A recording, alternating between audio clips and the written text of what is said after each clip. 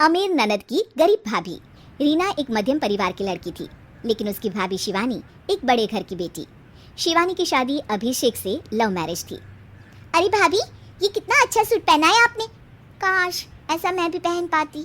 अरे क्यों नहीं रीना, वैसे भी तुम्हारा और मेरा नाम तो एक ही है, जब मन करे पहन लेना।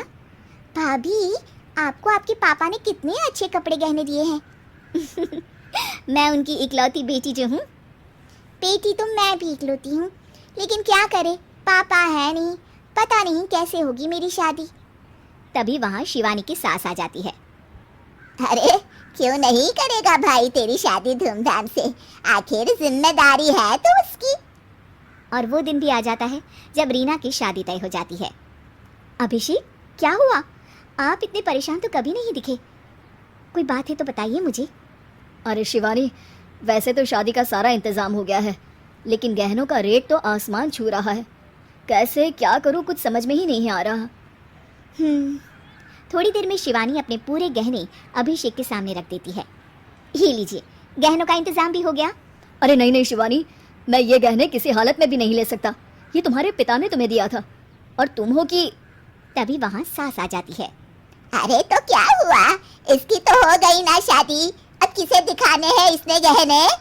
सास गहनों का डिब्बा शिवानी के हाथ से लेकर वहाँ से चली जाती है। रीना की शादी धूमधाम से होती है और अब वो बड़े घर की बहू बन जाती है।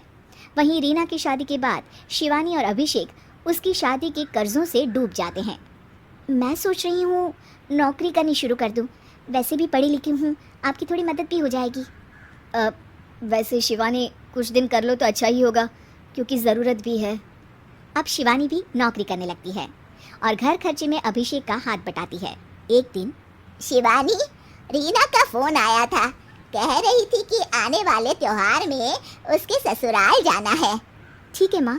अरे ठीक तो है, लेकिन एक काम कर लेना, उसके सास ससुर से लेकर पूरे खानदान के कपड़े मिठाइयाँ सब ले आना, और हो सके तो रीना के लिए छोटे से कान में पहनने के बूंदे भी। और क्या है ना, शादी में उसे सारी बड़ी बड़ी कान की ज्वेलरी दी थी, घर में पहनने के लिए तो उसके पास कुछ भी नहीं है।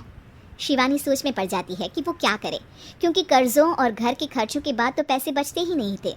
शिवानी फिर अपने पिता को फ़ोन करती है और उनसे पैसे मांगती है।